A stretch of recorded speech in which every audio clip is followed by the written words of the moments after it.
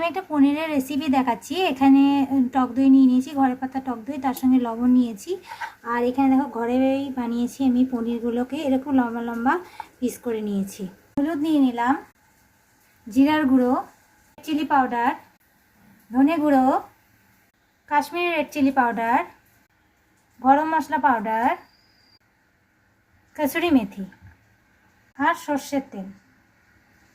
এই সব কিছু উপকরণ আমি একটু ভালো করে দইয়ের সঙ্গে মিক্স করে নিচ্ছি। তারপর পনিরটা এর মধ্যে ম্যারিনেশন করব। দেখো ম্যারিনেশনটা রেডি হয়ে গেছে। আমি একটু বেশি করে করেছি ম্যারিনেশনটা, কারণ যেটুকু বাঁচবে আমি সেটা পরে ঝোলের মধ্যে গ্রেভির মধ্যে অ্যাড করব। এইভাবে সব পনিরগুলো এর মধ্যে দিয়ে ভালো করে মাখিয়ে দিতে হবে এই মশলাটা পনিরের গায়ে। আমি পনিরগুলো সব মশলা দিয়ে লাগিয়ে রেখে দিলাম। এটা যদি 1 ঘন্টা 2 ঘন্টা 1 ঘন্টা ম্যারিনেশন খুব ভালো হবে। আমার কাছে বেশি সময় নেই, আমি 10-15 মিনিটই ম্যারিনেট করব এটাকে। যতক্ষণ বেশি সময় ম্যারিনেট হবে তত ভালো হয় এটা। ততক্ষণ ওখানে এবার মশলাটা রেডি হচ্ছে, ম্যারিনেট হচ্ছে, ততক্ষণ এখানে আমি একটু মশলা তৈরি করে নিচ্ছি। পেঁয়াজ, টমেটো, একটু আদা রসুন দিয়ে মিক্সিতে পেস্ট করে নিব।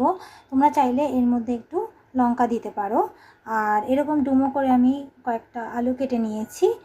সর্ষের তেল গরম হয়ে গেছে, পনিরগুলো এখন ছেড়ে দিব এর মধ্যে।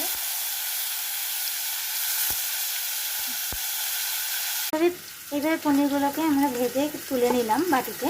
এবার ওই তেলের মধ্যে গোটা জিরা, শুকনো লঙ্কা, বড় এলাচ, তেজপাতা, ছোটো এলাচ, দারচিনি আর লবঙ্গ দিয়ে দিলাম।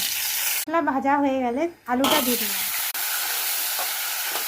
লবণ, হলুদ, জিরা, ধনে সব দিয়ে দিলাম। পুরো মশলা কম দিলাম কারণ ম্যারিনেশন একটু দিব, ওর মধ্যে একটু মশলা আছে। এখন এগুলো একটু মিলিয়ে দিচ্ছি। পেঁয়াজ, রসুন, টমেটো যে মশলাটা রেডি করেছিলাম ওটা আমি এর মধ্যে দিয়ে দিলাম। ভালোটা একটু করে মশলাটা কষিয়ে নিতে হবে। আমার এই রান্নাটা খুব ভালো লাগে, তোমাদের করে দেখাচ্ছি। বাড়িতে ট্রাই করে আমাকে কমেন্ট করো, শেয়ার করো, লাইক করো, সাবস্ক্রাইব করো প্লিজ। মশলা যখন কষে আসবে তখন যে ম্যারিনেশনের মশলাটা ছিল মধ্যে একটু জল দিয়ে পাতলা করে আমি এই মশলাটা এর মধ্যে দিয়ে দিলাম। তারপর ভালো করে নাড়িয়ে দিতে হবে। দেখো এখন মশলা দিয়ে তেল ছেড়ে দিয়েছে। এখন আমি এর মধ্যে জল দিয়ে দিচ্ছি। অল্প গ্রেভি হবে, বেশি গ্রেভি আমি করবো না, অল্প গ্রেভি করে এর মধ্যে পরে জলটা ফুটলে গেলে আমি পনিরগুলো ছেড়ে দিই। ঝোলটা যখন ফুটে আসবে তখন আমি এর মধ্যে একটু চিনি দিয়ে দিলাম স্বাদটা ব্যালেন্স করে। ফুটে আসছে, আলুটাও হয়ে গেছে সিদ্ধ। আমি এই পনির টিক্কাগুলো এই ঝোলের মধ্যে দিয়ে দিচ্ছি। পনির টিক্কা মশলা রেডি। লাস্টে আমি একটু গরম মশলা ছড়িয়ে দিলাম। আমি এইভাবেই পনির টিক্কা মশলা বানাই। তোমরা কেমন করে বানাও জানিও প্লিজ। দেখো দেখতে কত সুন্দর লাগছে, দেখতে তেমনই খেতেও টেস্ট হয় এটা ভীষণ। বাড়িতে বানিয়েও ট্রাই করো। আমার চ্যানেলকে সাবস্ক্রাইব করো, লাইক করো প্লিজ। বাই।